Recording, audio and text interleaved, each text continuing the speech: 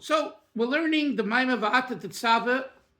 The Rebbe gave this Maamar to everyone who came to see him in 1992, a week and a half to two before he had a stroke. It's the last will and testament. There's a lot of important messages, and it really is the prototype to understand what a Rebbe is, not just what a tzaddik is, Moshe, both Moshes, but a Rebbe. And this is what we're discussing here. So this is a very, very fundamental Maamar in the Chabad ethos. And I'll say it clearly that I don't believe that most Hasidison have this view of a Rebbe. This is real classical Chabad in its articulation and nuances of what Moshe Rabbeinu is. So anyone that's interested in really pursuing the Chabad understanding of what a Rebbe is, it's this Maamar. So, we're learning it now, and, but it's something that should be really learned every year and thought about and discussed. So we're on page 370. Let's go. Vihine.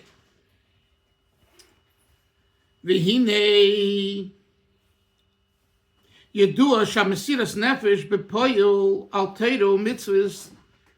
The Rebbe Moshe in the last chapter said an interesting thing. He said that the actualization of self-sacrifice, the fact that a Jew is ready to jump into the fire for God and not bow down to a cross or to an idol, is greater than what Moshe himself had during his generation. Moshe took us out of Egypt, and we celebrate Pesach. Wow. It pales in comparison to the Moshe in every generation that's associated with self-sacrifice. Because Moshe, when he took the Jews out of Egypt, he didn't have to have self-sacrifice. God said, and he did it. Fine. Self-sacrifice means we're going to kill you for being Jewish. Oh, that's a whole different thing. So let's see. So the Rebbe now is continuing that theme. It's known that Mesiras Nefesh, self-sacrifice for Torah mitzvahs, shall call Yisrael for all of Yidden Hoysa bepurim bizman gzeiras hama. Remember, this Maamar is based on the Maamar that the Rebbe's father-in-law, the Frierdiker Rebbe, said, V'kibal HaYehudim, that the Jewish people during Purim re-accepted what they accepted at Mount Sinai. When was it? During Purim, when Haman sought to destroy the Jews, and there was a decree on the Jews. So that's the theme in which this Maamar is based on. So the Rebbe says, during the time of Purim, when there was a decree against Jews, Mesiras Nefesh, the Hanukkah. So the primary expression of Mesiras Nefesh was during the time of Purim. Why not Hanukkah? The Hellenists, the Greeks, says the Rebbe. Mesiras Nefesh, the Hanukkah, the self-sacrifice that we Jews experience during Hanukkah, Bisman Gzeiras Yavon, during the decree of the Greeks. Hoysa Be'ikr was primarily B'Matisyahu Bonov. Yes, Matisyahu, the Kohen Gadol, the high priest, and his children had self-sacrifice, but not the rest of the people. Conversely, Mesiras Nefesh, Bizman, Gzeiras Haman, the Mesiras Nefesh during the time of Haman, of Haman, Hoysa, the whole Yisrael. It was for all Jews. It wasn't just for Matisyahu and his kids. Every Jew during the time of Haman was faced with self-sacrifice, meaning, are you going to be Jewish? Are you going to celebrate Judaism, or are you going to give in to Haman and bow to Haman? While Pisa Yeshlei Vaya, next page 320 371 says the Rebbe based this, we can explain Mashemuve Bahamaimer, what's brought in the Maamar b'Medrash, in the Medrash Shemordcha Yeshokol B'Doiroi Ki Moshe B'Doiroi, that Moshe was equivalent, that Mordechai in his generation was equivalent to Moshe. Mark, if you say to someone, this and this person was a great person, a great rabbi, great teacher, a great Rebbe, is as great as Moshe, they'll laugh at you. How can you compare it to Moshe? Well, that's what it says about Mordechai. Mordechai's a great man, a great tzaddik, but compared to Moshe, but that's what it says. So the Rebbe says, with what we just explained, we will understand this enigmatic statement made in the Medrash, how Mordechai is equivalent to Moshe. Let's continue. Although the extension of Moshe is in every generation. You hear that? Moshe, there is a Moshe today. 31 years after Gimel Tammuz, there is a Moses today alive. Now we have to go find him, right? Let's go further.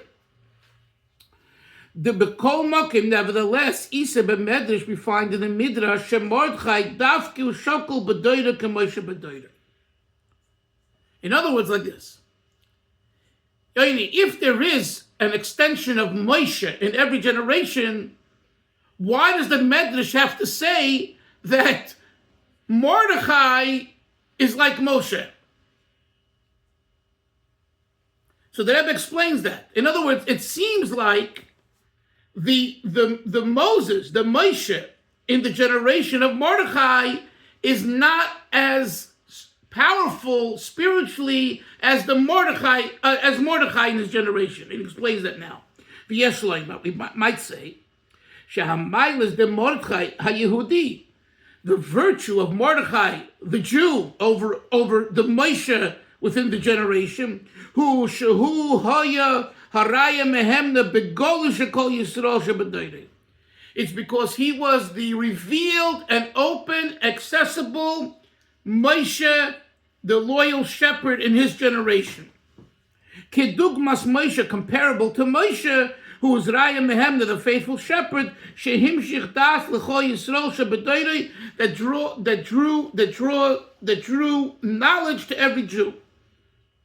So in other words, the answer is, what's the answer to the question of Chaim Zev? Yes, there is an extension of Moshe even in Mordechai's generation, but the apparent one, the revealed one, was Mordechai. Mordechai had his boots on the ground. He gathers 24,000 children.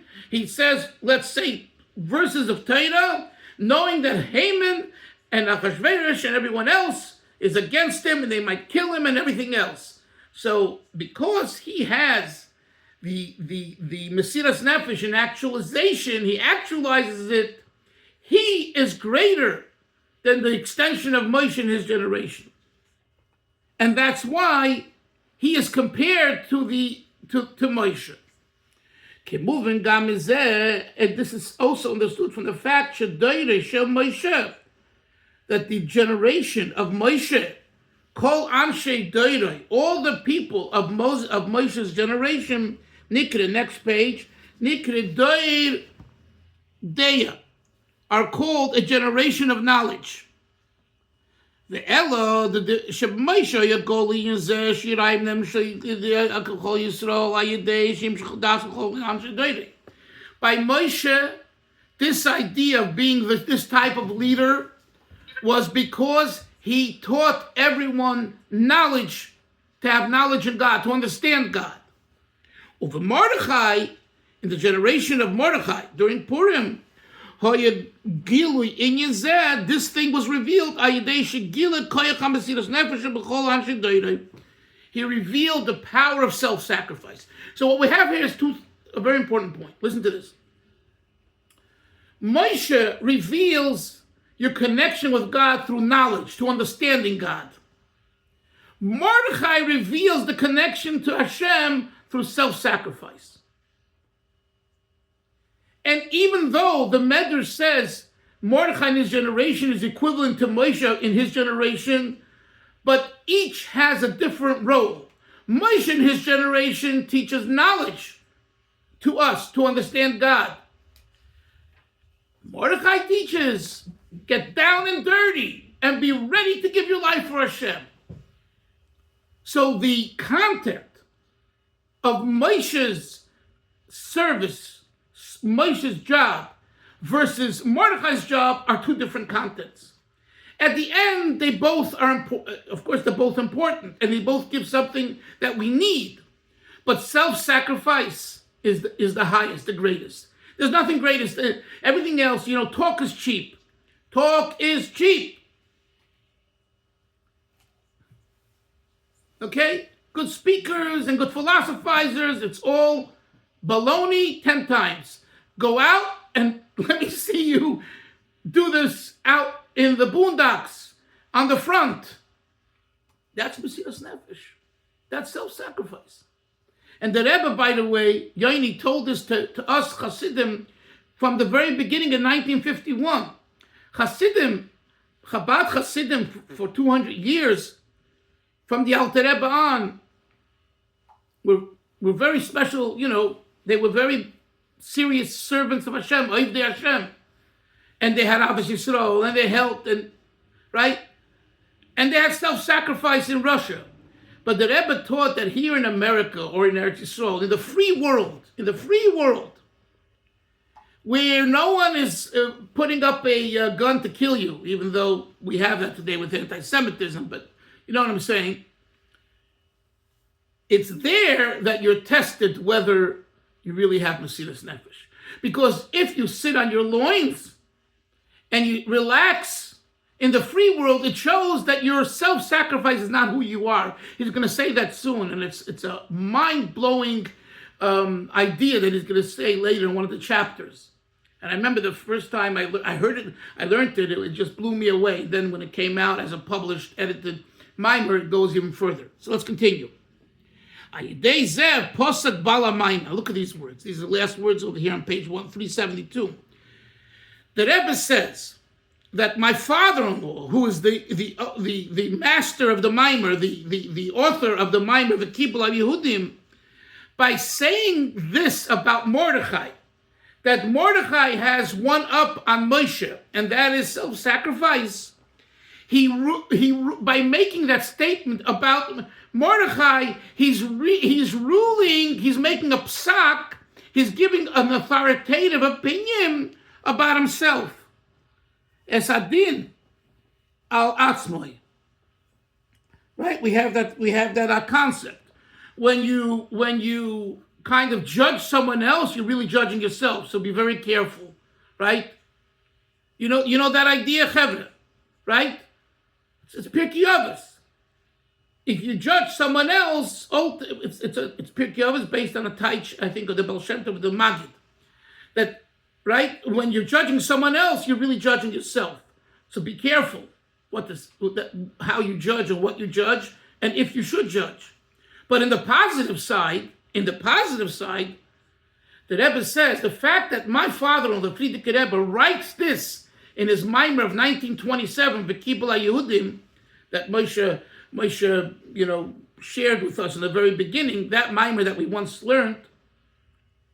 So he's establishing the same thing about himself. Next page, 373. Shuaraya mehemna, that he is the loyal shepherd, begoli, in a revealed way, shakol anshe adoy. Pretty bold of the Lubavitcher Rebbe to say this, but that's what he says. Now, you understand, Chavra, he says this in 1981. Frierdiker Rebbe passed away in 1950. So,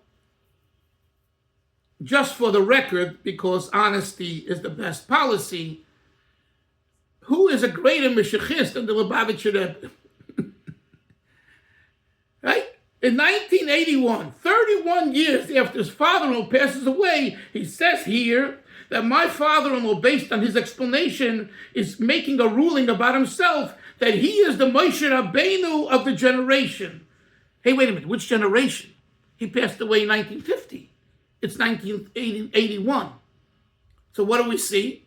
That in the Rebbe's vision, somehow, he sees the ability of a tzaddik, and in his opinion, it's his, not just a tzaddik, a Rebbe, it's his father-in-law, that he is the Moshe Rabbeinu of the generation. Now, you understand that this is something that is very, very unconventional. Very unconventional. So when I say that Rebbe is the first Meshachist, I mean, if you think about what he's saying, it's very messianic. It's very spiritual. It's very out of body. Right? So you could understand that that those that take these type of statements and ideas, they go further and further. And the Rebbe didn't go further and further, because he said, together with my father-in-law spirit being present, you have to say Kaddish, and you have to celebrate a yahrzeit, and you have to go to an oil, and you have to light a candle, and you have to learn Mishnayos, right? So the Rebbe had this interesting, this is a real farbrengen for another time, but he had a very interesting idea here, and it's throughout his talks, 42 years worth of talks. You just have to pick it up and think about it. Is that his idea is, on one hand, the person, the tzaddik, the Rebbe passes on physically, and on the other hand, he's very active and present. So much so that I call him the leader of the generation. That's why we say histalkus. We don't say that the person dies. When a tzaddik dies, right? We learned that from Yaakov Avinu, right? Yes. It doesn't say that he... Yaakov Avinu lo mes. Very good that you said that, and that's a support. But, I never heard anyone say, Yaakov Avinu is the leader of today's generation. I never heard that. Whether you're Sephardic, Hasidic, Litvish, not religious, no one ever, a great man, a legacy, yeah. Isn't this rabbi, look what he left, look what he wrote, right? This is very different. This is very different. This is not just about what he wrote. It's not just about what he said. He's telling you in this Maamar that my father-in-law, 31 years later, is the Moshe of this generation. Like, you can understand why there would be opposition to this, right?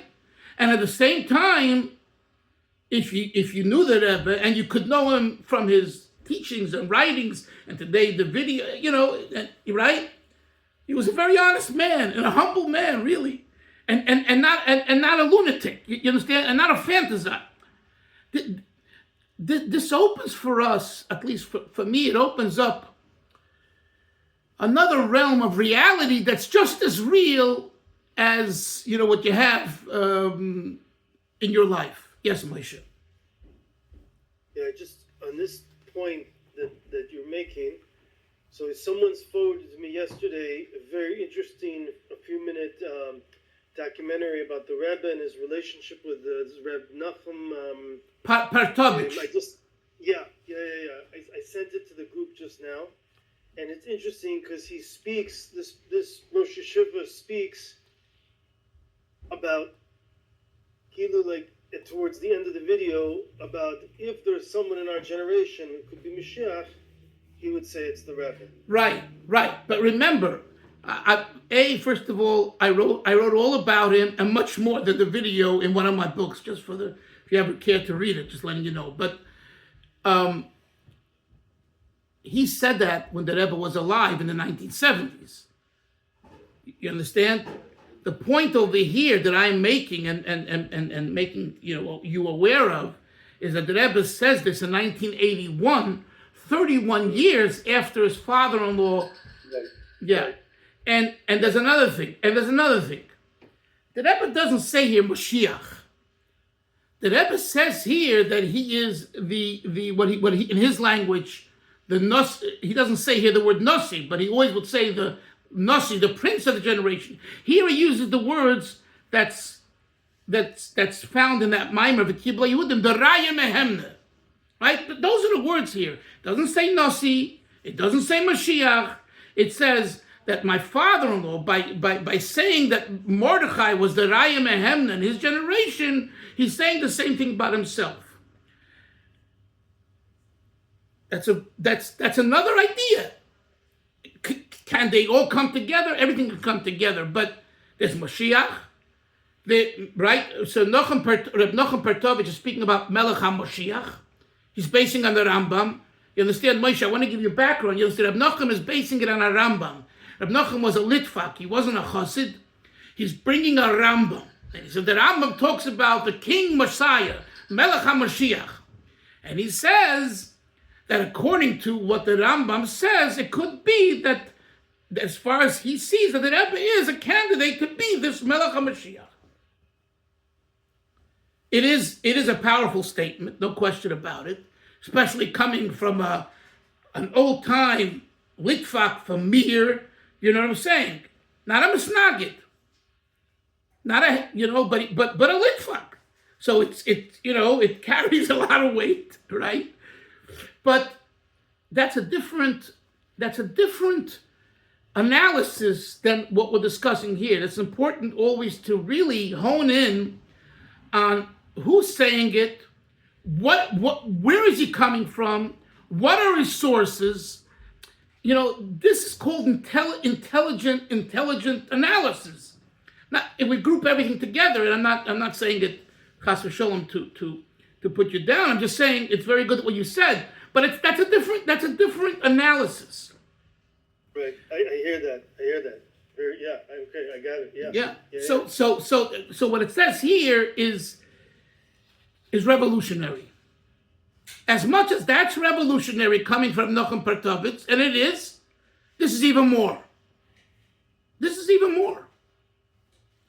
And when we learn this, and now we spoke about it, you will understand that, like I said, I'm repeating myself, but that the Rebbe made such, he had this passion and this view and the spiritual enlightenment that's the way he saw his father-in-law, and he brings all these sources, both from Nigla, Gemara, Halacha, Chassidus, Kabbalah, to support his point. But you could see how there would be opposition and how people would say, we disagree, and this is like fantasy world, Lubavitch Rebbe, you're living in a fantasy.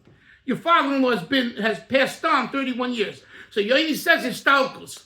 Well, Histalkus, Yoini, is a good, rebuttal, but it's only a Hasidic rebuttal, Yoini. Go into your shul over there, the Minya factory, which is a Litva shul, and tell them about a Histalkus, and they'll laugh at you. What is Histalkus? So you bring a proof from Zoya. You understand? It's not conventional halacha. A person passes on, he passes on. Next. Am I clear, Chevra? This is a very important idea. It's a very important idea. And the truth is, one second, Moshe. The truth is, to experience this and to really feel it, it doesn't come from overnight. When you learn a person's Torah, his teachings, and you're immersed in that whole culture, and you understand. So Reb Nochem Pertovich, it wasn't just that he made that statement because the Rebbe gave him a bracha, and the Rebbe encouraged him to continue saying his shiurim when he was very sick, which is part of the video Moshe was talking about. It's because he learned some of the Rebbe's Torah, and he saw the Rebbe's Torah, and he saw that this man is an Isha Torah, just like he was an Isha Torah. And together with that, he has these grandiose ideas and a vision of Mashiach, of leadership. Just like as Rabbi Soloveitchik said, the Rav, and trust me, the Rav was a giant of all giants. What did he say after he visited the Rebbe in 1980 for the 30th anniversary of the Rebbe's leadership? What did he say? When he went to Rabbi Schechter, when they went back in the car, Rabbi Schechter repeated this, it's online. He said, I knew that he was a Talmud Chacham, but I didn't know that he's a manik, a leader. Oh, a manik is something else. A manik isn't just being a Rosh Hashiva in Ponevezh or a Mir or in Chabad.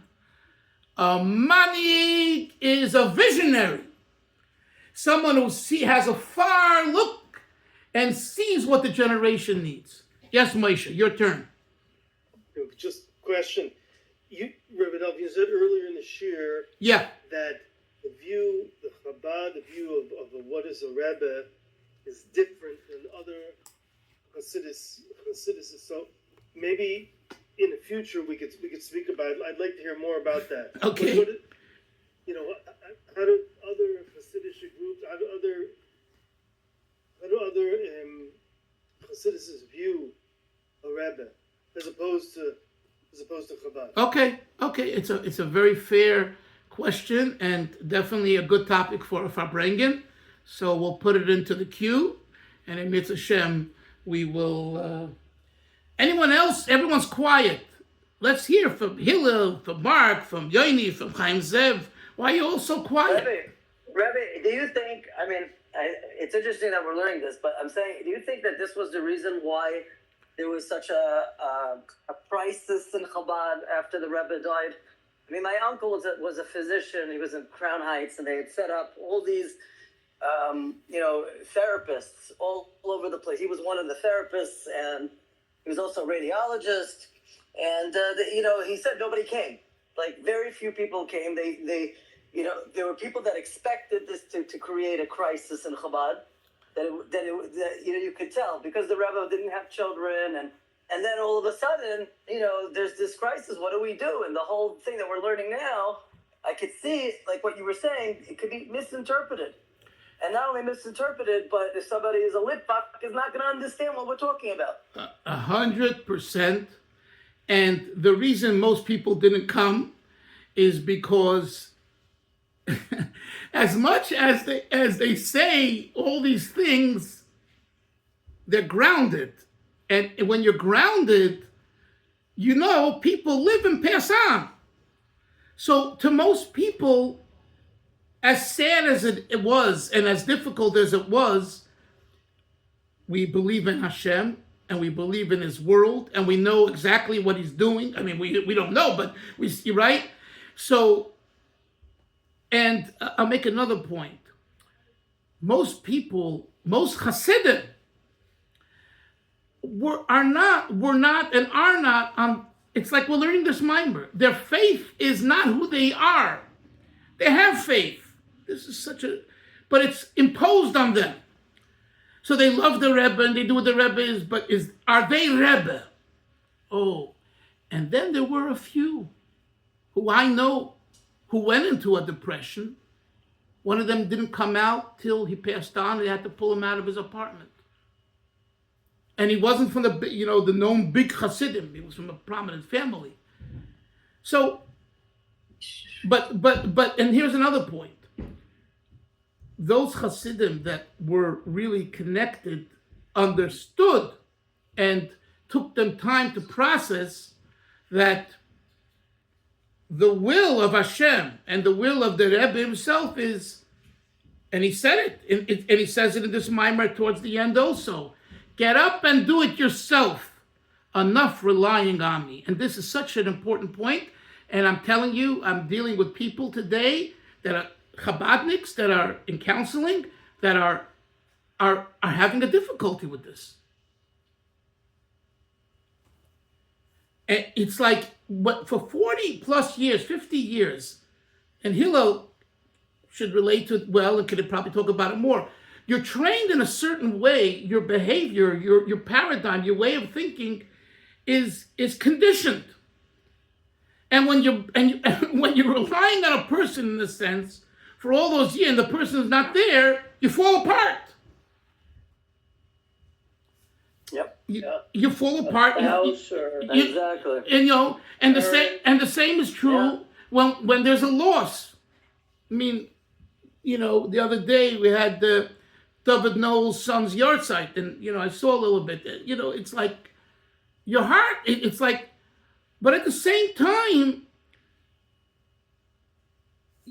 you have to go on, and not you have to go because otherwise you'll fall apart. Because Hashem wants you to go on. Do we understand why? No, but we know that that's the way it is. So And that's a dichotomy. On one hand, there's a sense of loss. And a sense of loss is real. At the same time, one needs to be mature enough and developed enough and refined enough to realize that, mourning more than 30 days, more than 12 months, etc., is against the Torah. And the Rebbe, by the way, wrote that, and I told you this a few times, to a girl, a teenage girl who lost her mother, Chabadnik. And the Rebbe writes, if you mourn more than the amount, you're going against Hashem, because Hashem says, I am in life and I am in death. And that's it. And reliance, you understand, reliance is a double-edged sword. On one hand, reliance is a gewaltige Sach, because you're involved with something greater if the person or the project is something spiritual and holy. But at the same time, when that person is not here, you don't fall apart. On the contrary, what do? You say, I am the long legs and the long hands of that person, and I'm going to go in and share the message.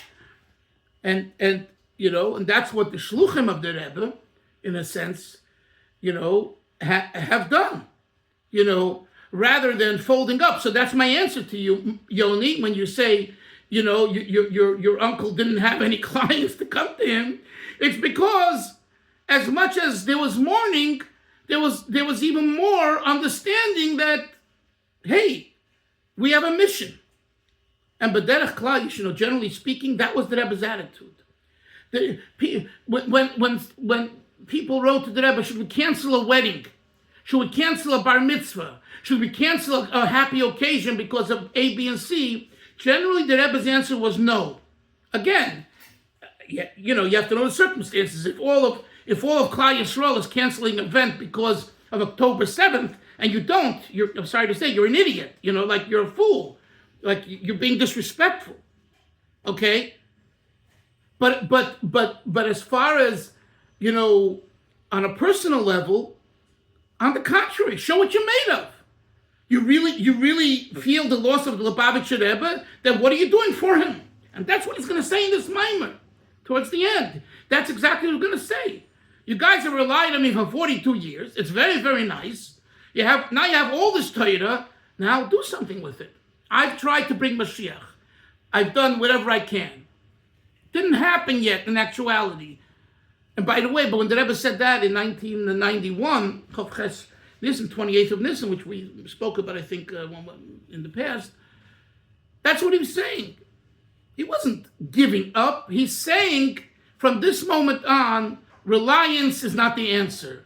You got to go out there and do it yourself. And I think that's those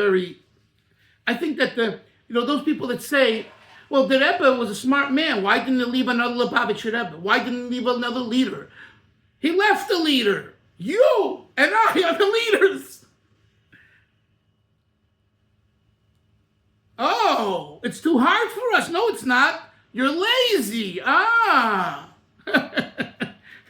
You do it for me, Rebbe. No way. Enough already. I've done it for you already. Chevra, we had a little Fabrengen. Have a great day. We'll see everyone tomorrow. Zay gesund. Bye-bye. Yeah, thank you.